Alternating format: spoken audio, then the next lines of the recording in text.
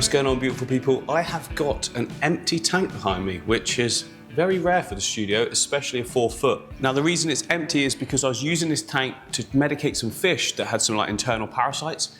They've all been cleared and they're back in the 8 foot, which means I can get scaping. Now obviously the first thing I need to do is clean this whole thing up. It's quite interesting actually. You look at all this, what looks like detritus, when you zoom in, it's actually little casings from detritus worms. So they've used the algae or any sort of fish waste that was left over to create these little casings. They go inside it and then they poke their little heads out and grab stuff from the water column. Pretty cool. Now obviously in a normal setting, the fish would be eating those detritus worms and their population would stay low, or they'd live in the substrate. But because it's a bare bottom tank and there's no predators, they've just kind of gone nuts. But yeah, I don't want them there. Let's clean them out.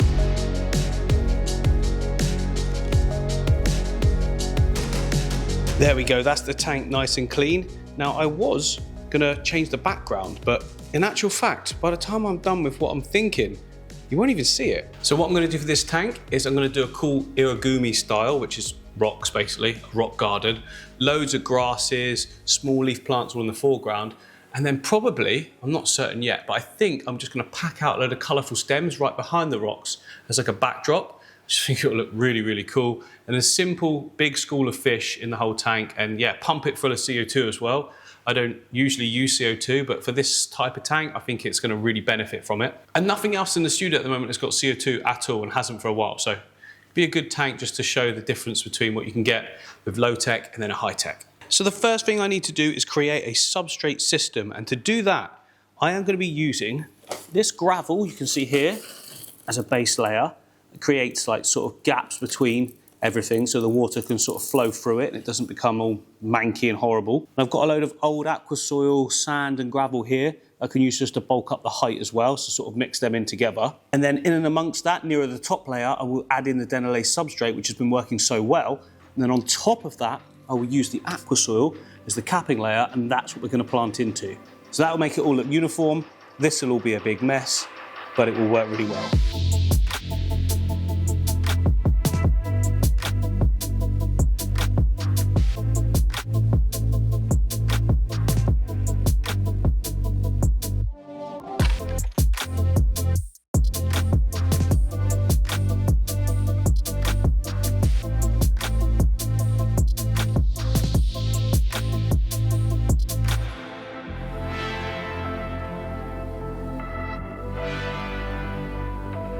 So that's like the core base in. Now on top of this, I'm gonna place all my used stuff, which has probably not got as many nutrients in, but I'm gonna bump them up with more of that denolase substrate there. So good.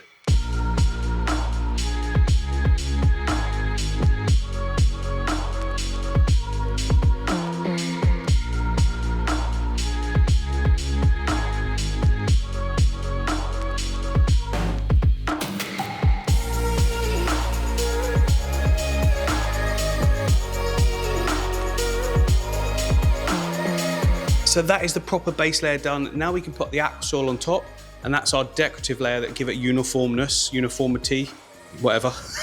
And then we can get our hardscape in.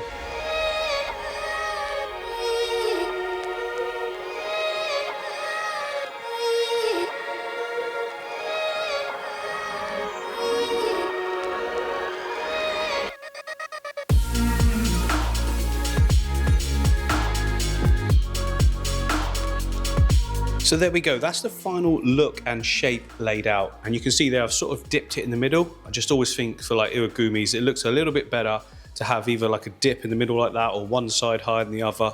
It just makes the rocks sort of just look a bit more naturally placed. I don't know why, I just find it's better. And what's quite interesting is if we come round, look, you can actually see the layering system. So we've got the gravel, then we've got the bumping up layer just for height and stuff, then extra nutrients, and then the aqua soil on top. And as the plants get pushed into aqua soil, they'll push in the soil as well that's there, the substrate system, and they're just gonna have plenty of nutrients, which is awesome. Now it's time to pick our hardscape, and I've got quite a bit to choose from. I've got black lava rock there.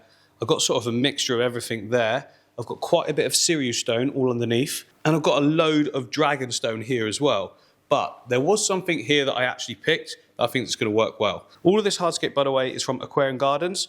There's a link in the description. Shout out to Dave, always great service. Always great products, yeah, brilliant. But this is the rock that I've chosen to use. It's called Black Algae. It's got these awesome sort of like rusty patches and stuff in it. I've got some quite big stones here, you see, so I can pick out what I want. We want to go for an odd number because it tends to always look like, you know, a little bit better. For some reason, if you've got like 4 rocks, it doesn't look anywhere near as natural as 5. I don't really know why that is. It's just is the case, okay? You have to trust me. That doesn't mean we have to use specifically an odd number of rocks. We can use a couple if we want to create some extra height and make it look like one as well. So if you look at proper iwagumis, they're like hard rules as to what you should or shouldn't do. I am not too worried about all of that. I just want to make something that looks cool. I'm starting with the biggest rock first. Just going to add some things in. If I don't like them, you can move them around. It's basically like a little sandbox you can just mess about in.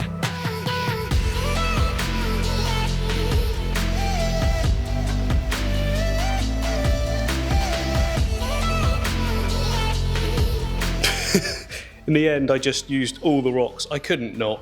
They're just all so nice. And just leaving a couple of big ones just felt ridiculous. So I've put them all in. But in my defense, there is 11. Now, this isn't what you would call a traditional iwagumi by any stretch of the imagination. There's a bunch of rules to follow, things I'm not interested in, swirly lines and things and stuff all over the front glass. I don't do that. You know, just do this. Put some rocks in, put it in a way that you think it looks good and like, you know, you appreciate it. Yeah, I'm happy with that. And then move on to the next stage. At the end of the day, the plants are going to make it look amazing anyway. You could literally chuck them in and it would still look good when all the plants grow in, I think anyway. So now it's time for the planting and I've literally just had an order in from Denelay Plants UK. Again, if you want fast delivery, I ordered these 2 days ago evening. They arrived the next day. I mean, if I'd have ordered earlier, they probably would have come next day, but I'm very unorganised. Anyway, we have got hair grass here, look. So I want lots of hair grass all in the main foreground. We've got loads of glossostigma as well, sort of roundy leafed plant. Then we've got Liliopsis brasiliensis as well, which I want to put all around all the stones. And I think that'll give it a more textured look. And that should look awesome. First of all, though, I've got to prep all of these. It's going to take ages. And Steph's on holiday, so I have to do it all myself.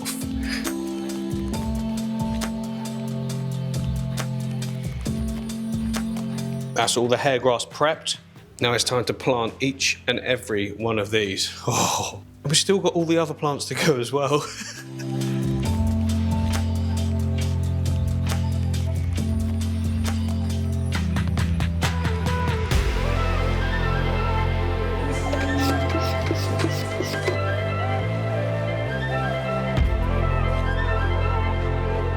There we go, that's all the foreground plants in. Look great. And look at the rocks, well now they've got a little spray of water as well. I think they look awesome. Now I'm going to fill the tank up really, really slowly though, to start with anyway. I don't want to get anything like to disturb all that substrate system, so I'll put some filter floss down first and then like put the hose into that in like a tub as well.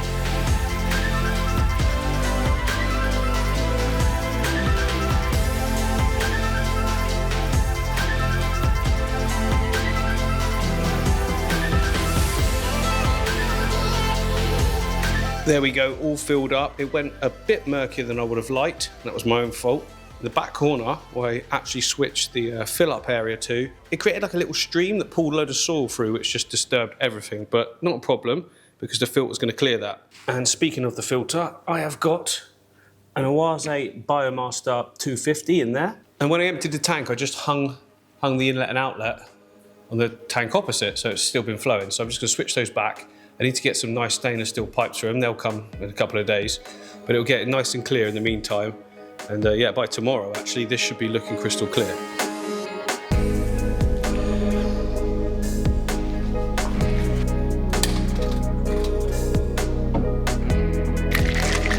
Stick in a little bit of AquaClear just to speed things up as well. By tomorrow, we're clear. So here we are the next day, look. As suspected, completely clear.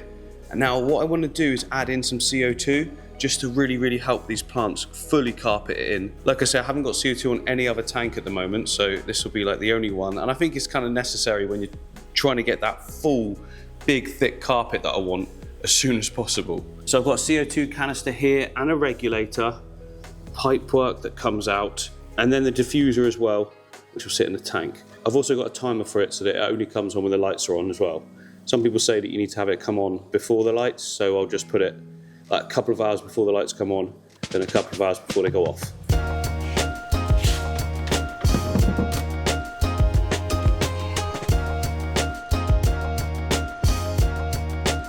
Right, because the diffuser has been completely dry, it has to saturate and get the CO2 to come through. But in a little bit, see the very fine mist there? That'll be what it's all like, and those bigger bubbles, that'll stop. So it's just because it's all bone dry and it hasn't saturated. And I've angled the outlet of the filter there, which I will be changing to something a bit nicer. But for the time being, I'm about to go on holiday myself for a week. I'm going to set this like sort of in motion, and when I come back it should all either be grown in or completely covered in algae. So the tank's now been set up for a couple of weeks. We've had some really good growth on some of the plants. Well, not really good actually, I'd say average, what I'd expect, which is good. But you will notice that there is quite a bit of an algae outbreak.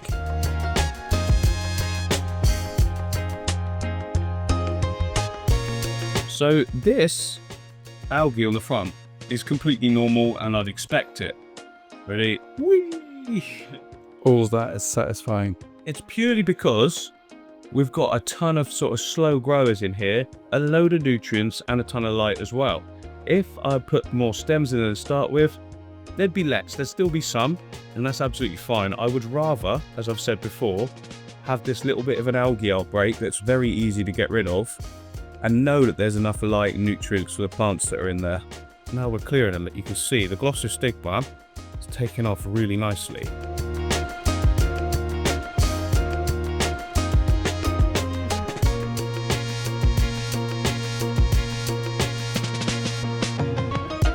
Now this setup is different to what I usually do.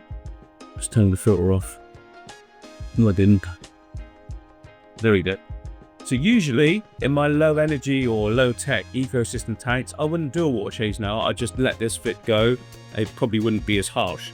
But in this tank, it's high energy. There's CO2, there's tons of nutrients, there's loads of lights, and you have to treat it a little bit differently. You've got to do water changes, which I hate, but it's fine because we've got Submaster 3000. We can just stick it in and pull out the water.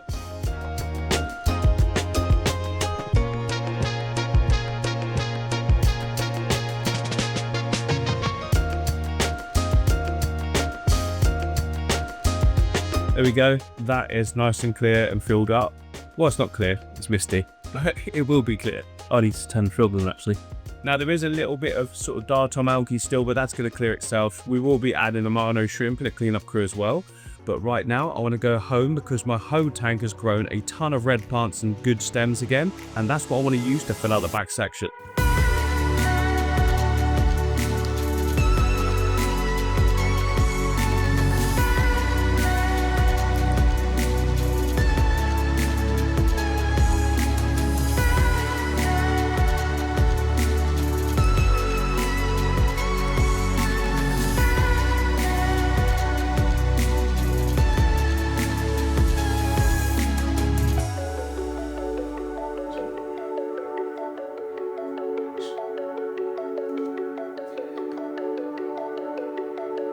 That's a lot of plants.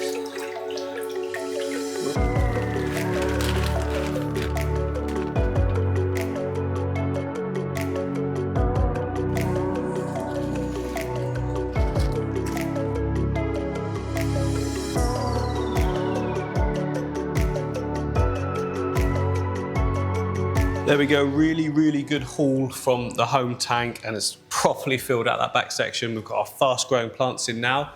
The only thing we need is something to take care of the diatom algae, which would probably clear up in time because diatoms tend to like flare up and then burn off. We can speed it along and ensure that we've got future-proofing sort of any background algae as well. Let's go to the shop and get some shrimp. Back again, we have got a ton of floating plants for them. Red root floaters, so what I tend to do is bring these in, drop them off. These guys give me some shrimp, some fish, whatever I like really. So yeah, just that's a good amount as well. It's good value in that. There's like hundreds of pounds worth, so.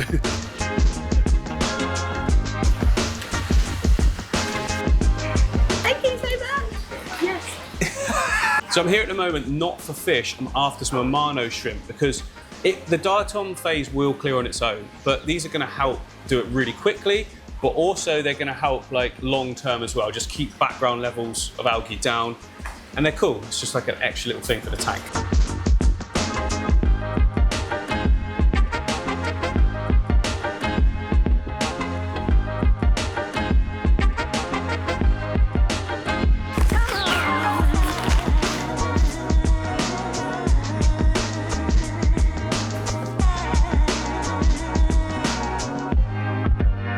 So we've got about 12 to 15 Amanos, I think now. I just told Cheryl to keep scooping. But yeah, they've been temperature acclimated now, and I can just release them straight in. There's nothing else in the tank.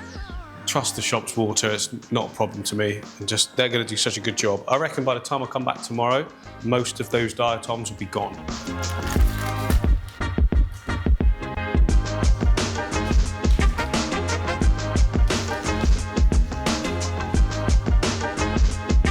Now they tend to go a little bit sort of bluey looking like that when they're stressed, because obviously they've been in that bag, but by tomorrow they should all be good. So it's been about 3 weeks since we put the Amanos in, and the tank has changed quite drastically, such is the power of CO2. So all of the foreground plants, you can see the glossostigma has just taken off. That is a thick, really nice carpet. We had some green algae on the rocks. That's starting to die off now as the Amanos eat it all, to be expected in a new setup. Look at the background. Those plants look insane, and they are due a trim up, because if we keep them going like that, they're going to keep with that sort of sparse look to it, which I quite like. But I think one trim and replant and you've got a full dense coverage there, and by the time they look like come back to be perfect, the whole foreground will be full as well.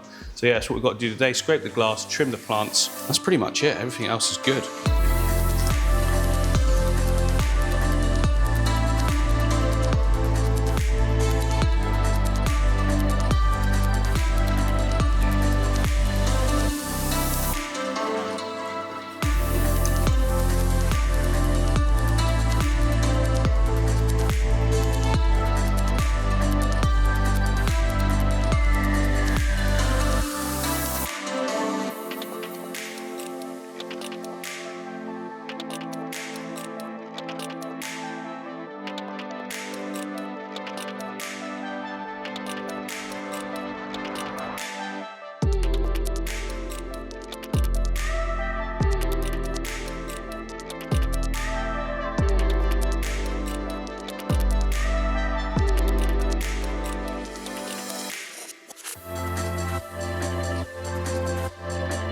It's now been 2 weeks since you last saw the tank, and yeah, I think you can see there, looks pretty insane. That's 1 month pretty much, just over, since it was first initially set up. It's grown in insane, and in the last 2 weeks I've done nothing to it either because I've been on holiday. Yeah, look at that, the glosso carpet in the foreground is almost completely filled in. There's just this little patch over here, which is, it will do over the next week, fill in completely. But the best thing about the whole tank is there's this little baby fish. Can I pick it up? Where have you gone? There it is. You see that? That's a baby Colombian tetra. And I didn't put that in here. Yeah, I recently set up this tank as a sort of black water. Oh, look at these guys sparring. Oh, we might get some breeding. We've got some aggression going on. I don't know if they're male or female yet, but anyway. Yeah, look inside here. We've got some Colombian tetras. There they are. And whilst I was building this tank, I switched the filter inlet and outlet to the tank behind, which is the new one. And I'm guessing this little guy came in through the filter because that's the only way it could have happened. Teeny, teeny, tiny, and just the only fish in the tank at the moment. So in the 2 weeks that I've been gone, the only thing that's really happened other than the growth is we've got a couple of little like scraggly bits just floating on the surface, and that's it. Everything else has been perfect. And look at that growth now. Insane. But it's definitely time for some fish. So we can go to the shop and get some cool fish for this tank. I'm not even sure at all what to put in here yet, but we'll see what they've got and hopefully something cool. Where are we going? These sunnies, not these. Where do you think we're going? Pub? Maidenhead, well, pub, yeah. Maidenhead At first. 9 in the morning. Did you get all the plugs? 'Cause I was... Oh yeah, oh wow, okay. Red root floaters for the shop and mini water lettuce. Do some swapping for some fish.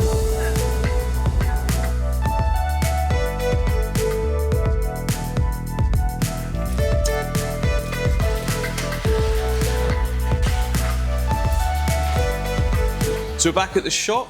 The second time in this video, actually. It's been going on so long, I forgot we've already been here. So yeah, like I said, I don't know what I want yet. I'm just gonna take a little look around and just browse and then make a selection then. Obviously, I've got to make sure everything is compatible with each other, but I don't want anything too fancy. I think the tank itself is fancy enough. I just want some real nice fish that's gonna complement it all.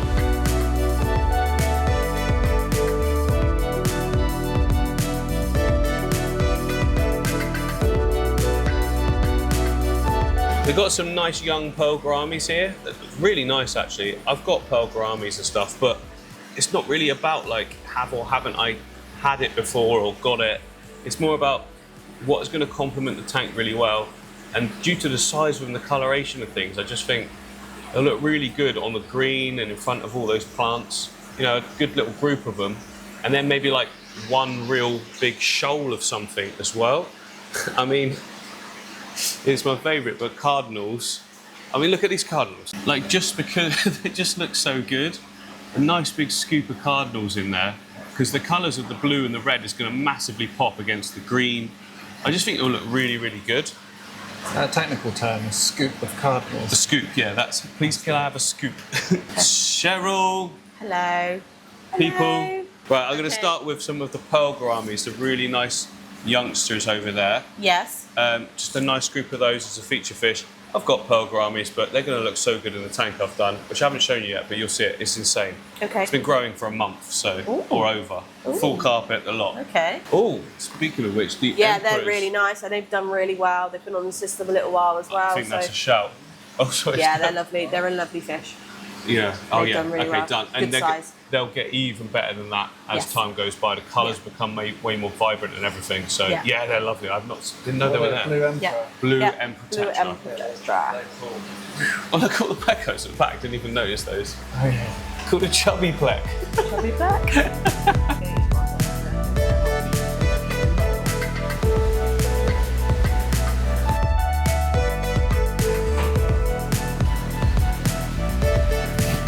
Bagging up.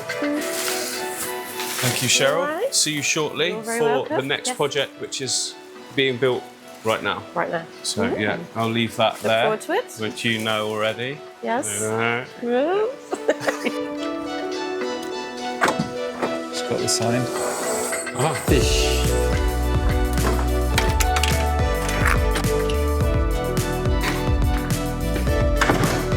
That can stay open. We have fish. Right, I'm just going to turn the lights off so we can acclimate. I mean, temperatures are pretty matching everywhere because it's a warm day outside as well, but there we go.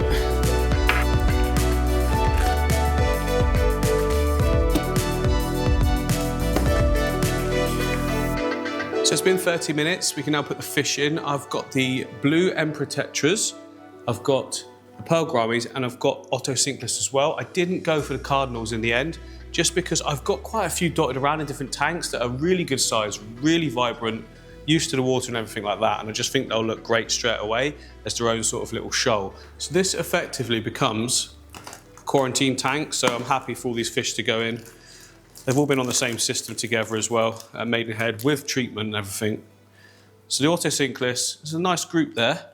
They're going to help just keep down any potential algae, because at the moment there's 0 algae, but as you add fish, you add waste, you add nutrients and that kind of thing. Is that all of them? Yep, that's all of them.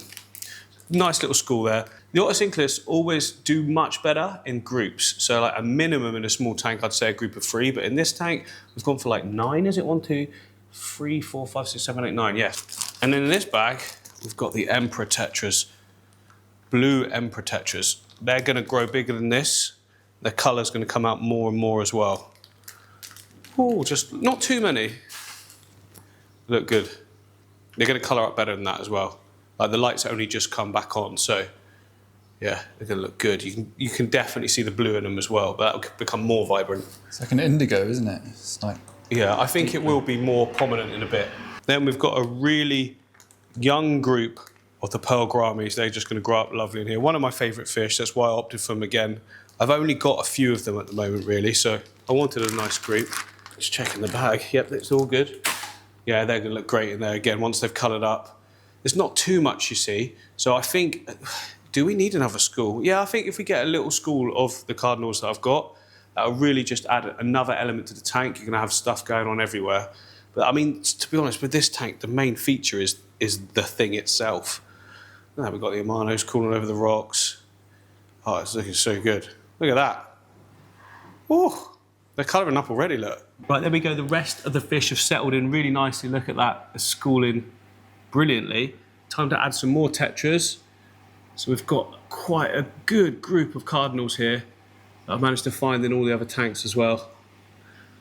Oh, yes. There we go. That's a good number. They're going to get on really well with the Emperor tetras as well. Sometimes when you move tetras, they can be a little bit like there's a problem. There isn't a problem. They're just like getting chilled. They'll be all over the tank in a minute. It's been a short while. The Emperor tetras are doing really good, and some of the colours are popping magnificently in them. The cardinals have got a little bit more comfortable now. Look, they're in their own little group. They're all floating around rather than just sitting there still. I think another hour or so. Look at all the pearl gouramis, look. Loving life. But yeah, another hour or so, they're going to be all over the tank.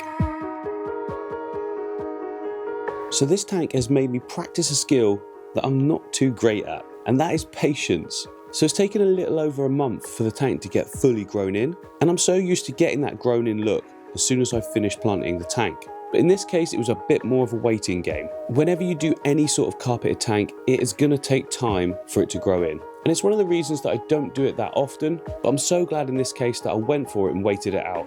Now, using CO2 makes this whole thing way, way easier, because without CO2, I think I could get a glossostigma carpet, but nowhere near as dense and thick as this in this amount of time. CO2 can be quite scary to people that haven't used it before, but it is actually really simple. And if I'm honest with you, it makes the whole process way, way easier.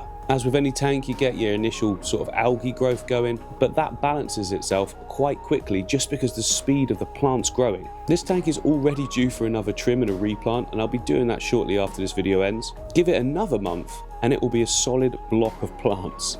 Controlled though, controlled for sure. Anyway, I hope you've enjoyed this one. Give me a like and a sub if you have, and I'll see you guys on the next one.